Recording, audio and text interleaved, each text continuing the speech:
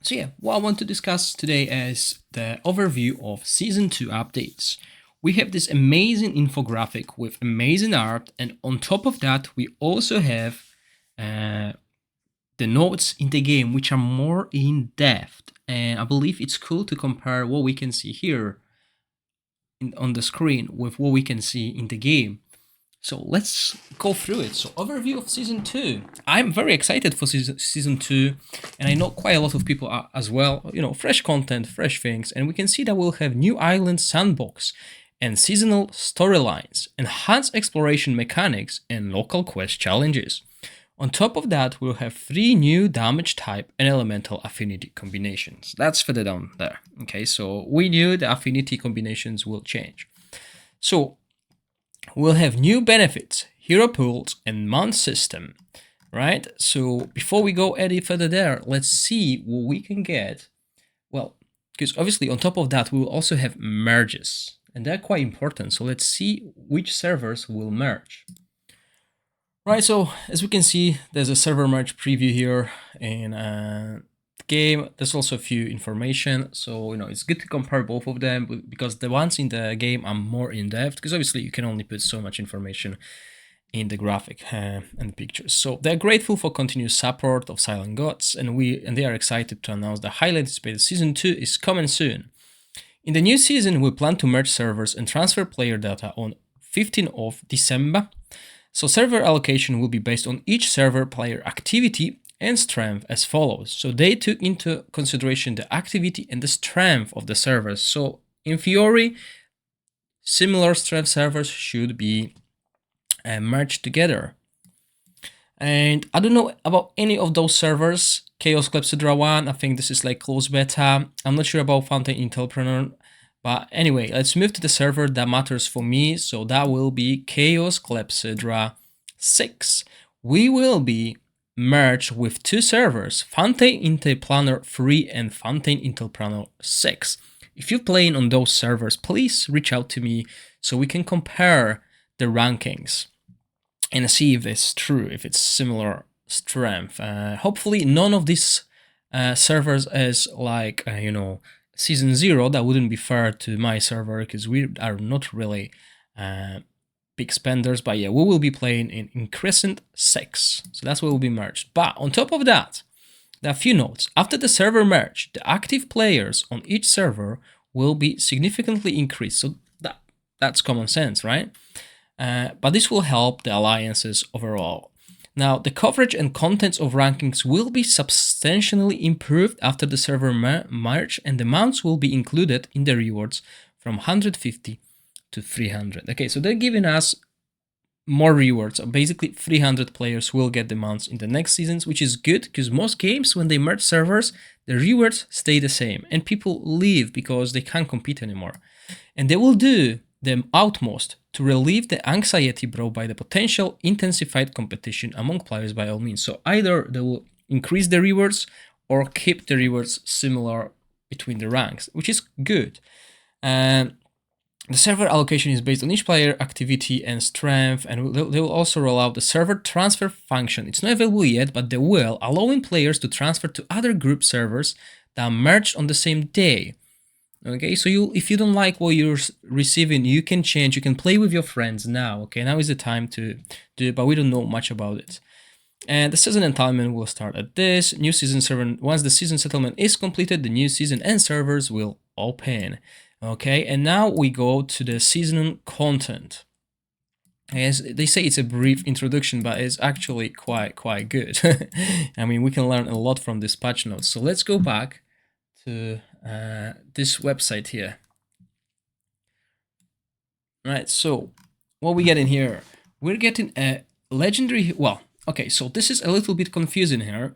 This season 2 introduces double benefits hero banner. Unless this is like a totally new banner, then it's good, okay? Double benefits, so get a legendary hero with every 10 draws. This may be confusing because we know something like this will happen at the end of the season, and let's see if it's actually somewhere here. No, yeah, there we go. So Forfaring Summons, a season settlement exclusive summons pool, divided into 3 categories based on the settlement rankings of travelers. Only season summon tickets at the corresponding level can be used. The summonites required to trigger the guarantee are relatively lower in this event, while the probability of obtaining S2 heroes is much higher. So, for those of you who don't know, these scrolls come from the end of the season rankings here. So, these are the scrolls they are mentioning. And the only difference between the quality of them is the chance of obtaining new heroes. If you get to the blue scroll, the rare one, you will not have a chance to obtain new heroes. If you get this, you will have a slight chance to obtain new heroes, but not all of them. And the legendary scroll, you will have a chance to obtain any of the new heroes, okay? And this is what they mean by double. This is not a new pool, okay? This is not something new, but we will see, okay? Because I covered the Forfaring summons. Let's see. I remember there was Odysseys as well. So Odysseys featured summons. Let's see where it is. In here. Yeah, Odyssey features summon an exclusive new hero summons pool. Time limited to the first 10 days of Season 2. Only heroes newly added to Season 2 are available in this event. So this one, Forfaring Summons, the one that we can see here, this one will basically be for those who get the scrolls through the seasonal journey, and the new pool called Odyssey Featured Summons will have an exclusive new hero summons pool, time limited to the first 10 days, so the first 10 days of Season 2, and only the new heroes will be there. So that's quite interesting, and we'll see if this is still like if we can still get a legendary within 10 pools here, right? Nothing really explained, but we'll have 2 different pools. One will be where we can use our season and summon tickets, and the other one will be for everyone to spend Heliolite dices and get new heroes instead of the old ones. So that's quite interesting. So definitely save your dices for the end of the season. Let's go through what we can see here. So we got Blazing Warhorse. Oh my goodness. So yeah, everyone who's within top 150 will get this, and hopefully this will be something we can ride. Seems like it. It's a mount, as we can see here, and this will increase the movement speed on the map. So now we'll have also new enhanced exploration mechanics. We'll be decrypting the Dusky and Silver Towers, exploring the ocean's mysteries, and new local quest challenges. Let's see if we have anything more here. So let's see if we can brand new monster, brand new artifact, brand new equipment set. I'll go over all that soon. Brand new heroes, brand new story, brand new region. Okay, so brand new region. The waters situated in Southwest and Adenfia are known as the Misty Sea, where Sheen Elves, Wood Elves, and more merfolk reside. Travelers may cruise across the Misty Sea to Africa to admire its landscapes and explore the merfolk habitats in the ocean depths. So that's quite cool. This is the new zone, and we have a little bit more information here as well. Now we will do this Dusky Towers refactoring device, so something similar. We already have that in the game. And objects and producing Silver Tower.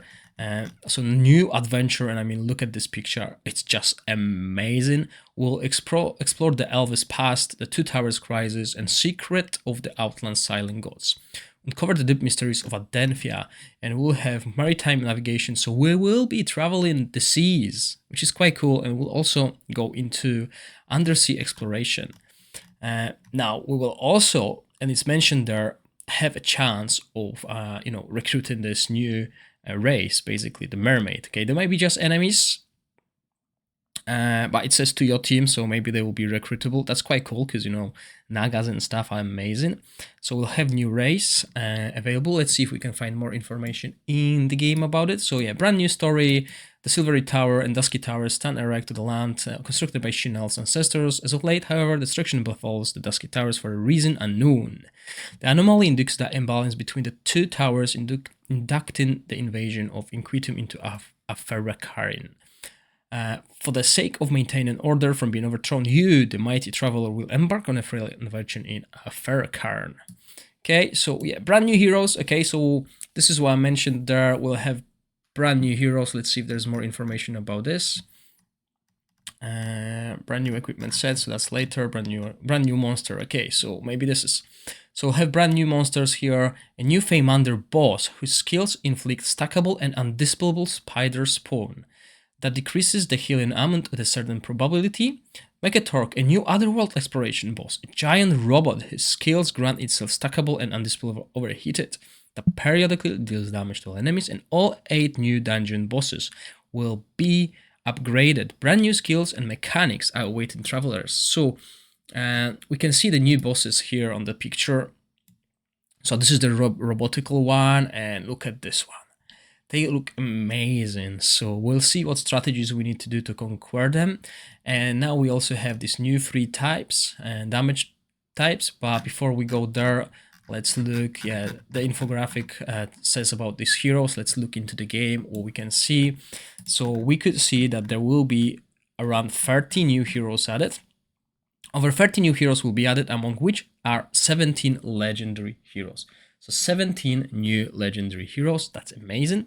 But obviously 13 will be between epic and rare, so still obtainable for free to play. We will have 3 schools of damage dealing will be added: Burn, Thunderbolt, and Ice Blast. And I'm really excited about that, because we already have like a Wild, Dauntless, and Frost. Now we have more, and it looks like they're adding more AoE oriented teams for those who don't. So for example, Wild is mostly single target oriented, with few skills being AoE, but mostly you want to use them against a single target. So Burn, a fire school of damage dealing that specializes in dealing AoE damage. Heroes of this school inflict enemies with Burn, similar to Poison probably, making them deal periodical damage to surrounding units as well. Okay, so a little bit different than Poison. So quite cool.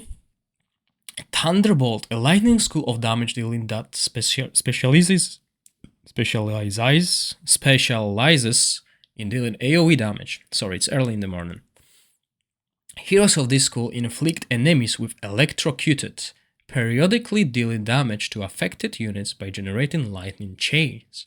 That's quite cool. Maybe the chains will be jumping around the units, so that will be an extra AoE here. An Ice Blast, an ice school of damage dealing that specializes in single target attacks. So currently Frost kind of does it, but also focuses on AoE burst. Heroes of this school possess a special skill resource, Ice Crystal. When they cast battle skills, 1 stack of Ice Crystal will be consumed to refresh the cooldown of their battle skills. Oh wow, that might be a super bursty formation.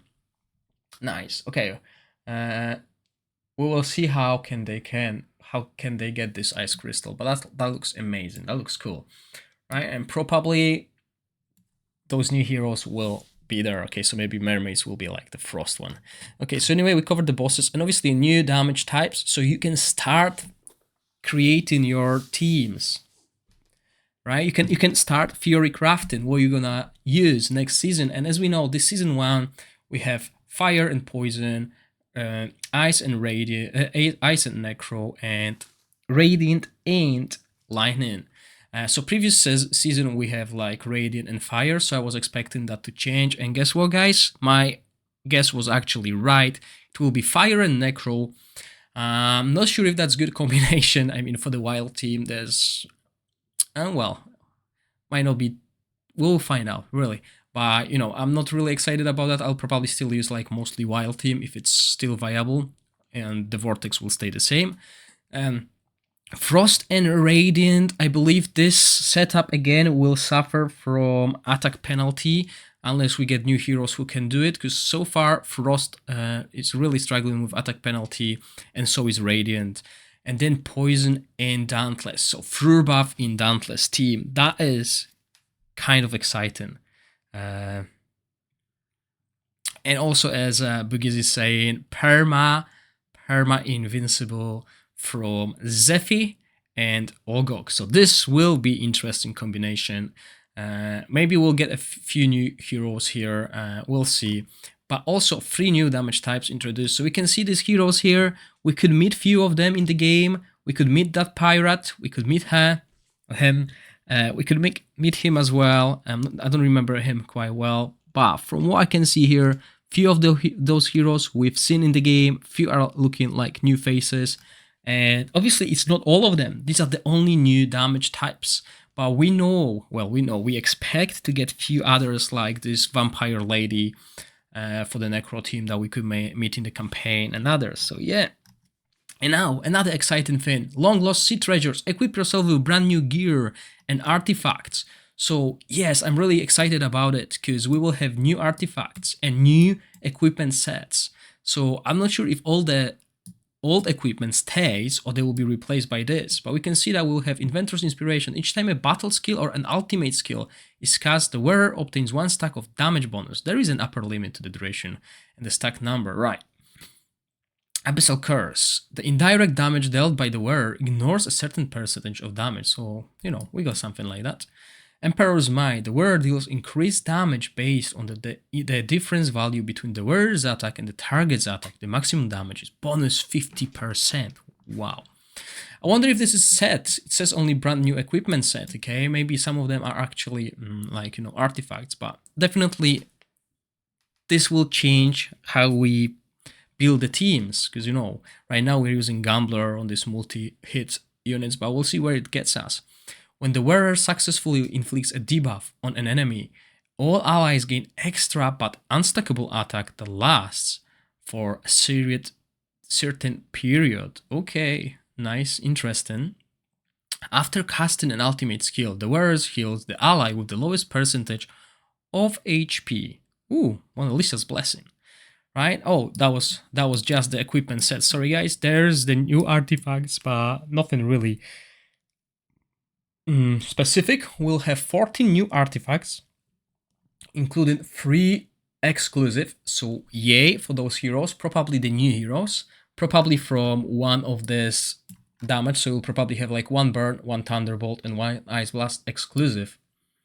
And then we have 9 legendary artifacts. Okay, legendary artifacts are hard to get as it is, but we also will get 2 epic artifacts. I was hoping maybe like 5, something like that, but yeah, okay, there we go. And as I said, we covered the brand new monster, brand new event, which are the summons and others. So as we know, the elemental affinity will get rotated. So elemental affinity skills upgraded by affinity solvent have been adjusted as well. I think we're still losing the elemental affinity, the affinity solvent, but yeah. Seasons review, optimize the current review display, added a generated song feature. You are welcome to enjoy the customized hymn for your adventure this season. They're gonna add new quests in World Challenge and Champion Emblem, added new trial quests as well, and alliances will be disbanded. You will have to create a new alliance. That is what sucks, but it is what I want to do because obviously with server merges and everything. So yeah, I think this basically covers the website. Again, great infographic. I love this art. Okay, this is amazing.